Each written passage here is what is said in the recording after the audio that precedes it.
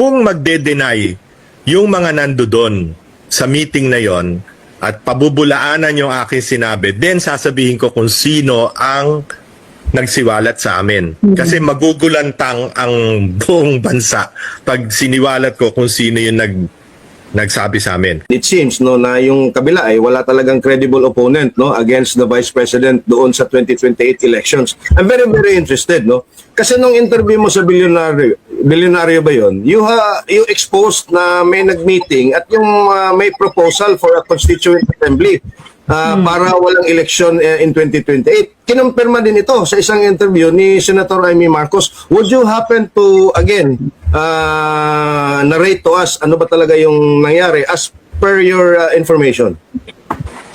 Okay, Elmer, no?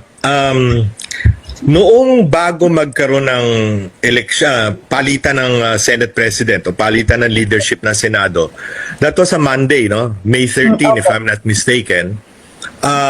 May 11, I filed a column sa Manila Standard. Ang title ay The Plot, no? Kung saan inilahad ko yung isiniwalat sa akin tungkol sa CONAS or pag-convene ng Constituent Assembly upang baguhin ang ating konstitusyon.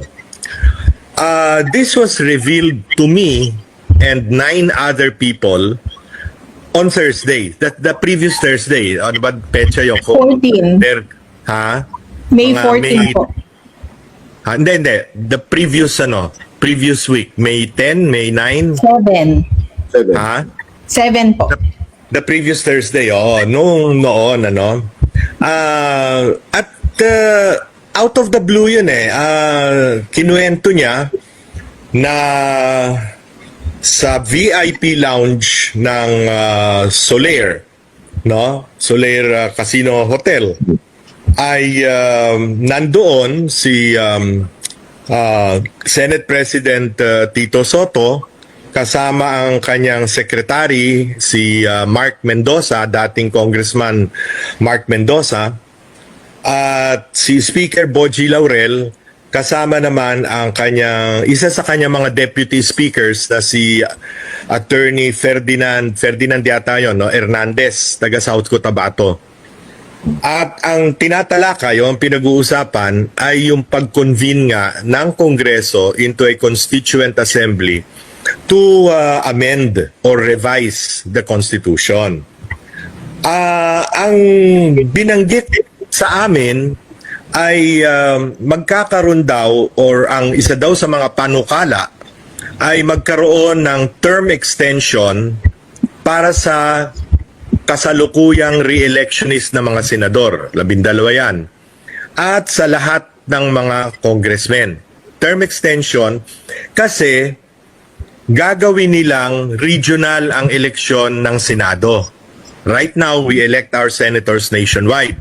Gagawin daw regional at the ratio of either 2 per region, which means 2 times 18, 36, or 3 per region, which means 54 members of the Senate.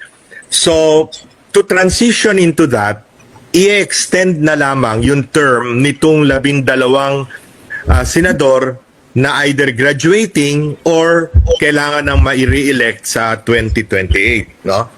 Yun ang sinabi, no? Sa amin, no? Na at since we only have 2 years before the elections of 2028 as is scheduled under the present constitution,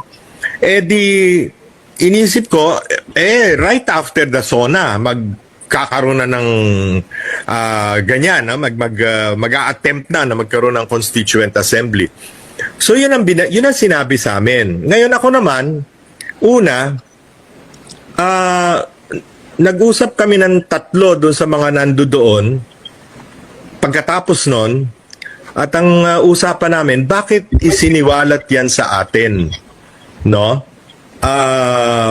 Na hindi naman namin tinetake up. Wala naman kami kamuang-muang o ka-idea na magkakaroon ng CONAS, no? Akala namin tulog na yung posibilidad na yan matapos yung pirma iniskatel sa Senado, di ba? So ang isip namin, considering na alam nung nagsiwalat na ako ay sumusulat ng kolom, hindi ito off the record, no? Hindi ito confidential. Kasi 10 kami at isa pa alam niyang manunulat ako at kuminsan nai-interview ako. So syempre parang kayo mga journalist kayo. Scoop mo yun di ba? Yes, So isiniwalat inano ko, hindi ko naman isinulat as a news item. Sinulat ko sa aking column na lumabas nung May 13. Wala rin akong ka-idea na meron palang ugong sa Senado na magpapalit ng leadership, no? Nagkataon lang na May 13. And then after that, I was interviewed by your former colleague Pam and Marlon, si Trixie, no? Secretary Trixie Angeles, no? Sa bilyonaryo tungkol doon sa column ko. At doon nga siniwalat yung mga detalyang sinasabi ko rin sa inyo ngayon. Ngayon, hindi ko alam kung si Senator Amy Marcos,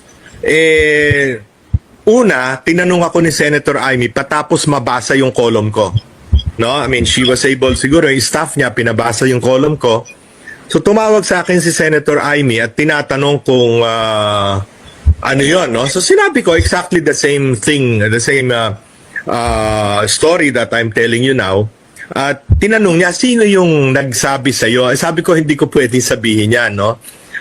Hindi ko pwedeng sabihin yan. At dun sa interview naman kay Secretary Trixie Angeles, tinanong din ako ron at ang sabi ko, kung magde-deny yung mga nandoon sa meeting na yon at pabubulaanan yung aking sinabi, then sasabihin ko kung sino ang nagsiwalat sa amin. Kasi magugulantang ang buong bansa pag siniwalat ko kung sino yung nagsabi sa amin. Kaya miski kay Senator Amy, hindi ko sinasabi kung sino. Sinabi ko na lang, base na lang dyan, ikaw na magano. Kaya I think in her case, she must have, siyempre, senadora yan. Marami ring sources kung sino-sino pang kinausap niya. At ngayon sinasabi niya, na hindi ko naman sinasabi niya na ang plano ay hindi lang term extension ng mga senador at congressmen, kundi pati ang Pangulo. No? Right. Siya, sa kanya na yon, hindi yung galing sa akin. At hindi yung sinabi sa akin nung source ko. Sir Lito, na magtagumpay ito, Sir Lito? yeah, same question. Ano ang chances na magtagumpay ito? Well, una, palagay ko, kanya isiniwalat ni Senadora Amy. Actually, miski si Senate President Alan, binanggit yata ito sa kanya mga press con, di ba? Siguro, precisely, para malaman ng taong bayan at magkaroon ng reaction against it. That was the same reason kung bakit sinulat ko naman ito. Dahil hindi naman hindi naman in confidence nung isiniwalat sa akin. At I had the interpretation na kaya sinabi sa amin, tandaan nyo, 10 kaming nakinig nun, sinabi sa amin at kaharap ako na manunulat ako, sinabi sa amin, dahil yung mismong nagsiwalat sa amin, hindi gustong mangyari itong CONAS na pinaplano ng liderato ng 2 kamara.